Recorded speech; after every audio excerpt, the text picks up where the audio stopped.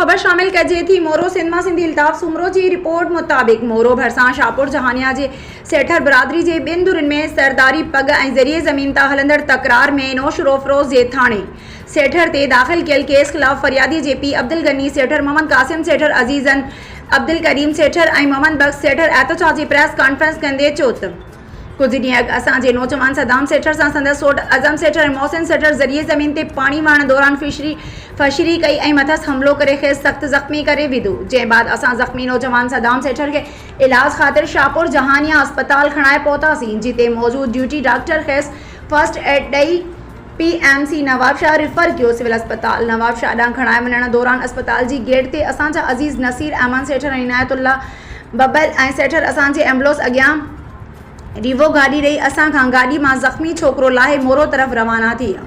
हिननि वधीक चयो त शाम ताईं असांजे ज़ख़्मी नौजवान सदाम सेठर जी फ़रियाद ते FIR दाख़िल कई वई, जंहिंमें पंहिंजे ज़ाती दुश्मनी पाण लाइ ॿ नहकी नाला अब्दुल मजीद बुघियो ऐं नज़ीर मला, जेके नसीर अहमद सेठर ऐं इनायतुल्ला सेठर पारां ज़बरदस्ती ॾियारिया विया, जिन जो उन मामले सां को बि वास्तो न आहे। हिननि IG Sindh police DIG Sheikh Benazirabad SSP Naushahro Feroze ऐं ॿियनि लाॻापियल इंज़ामनि खां मुतालबो कयो त मुलविस ॿिनि मज़कूरा जवाबदारनि ख़िलाफ़ क़ानूनी कार्रवाई करे असांखे इंसाफ़ ॾिनो वञे। नाहकी ॾिनल नाला अब्दुल मजीद बुघियो ऐं नज़ीर मला केस मां ख़ारिज कया वञनि।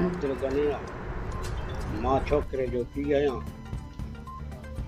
अॻे बि हिकिड़ो मसइलो थी वियो जंहिंमें मदद सां हुन खां फ़ैसिलो थियो।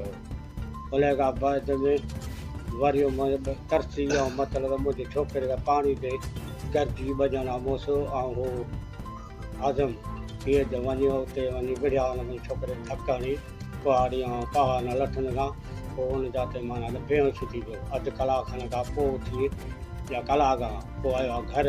हुन असांखे ॾसियो मां त उहो कोन हुयुसि।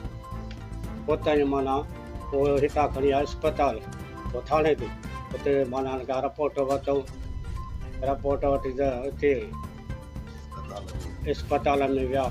उते माना अस्पताल में विया त हुन जाते माना पटी वटियूं करायूं। हाणे मुंहिंजे माना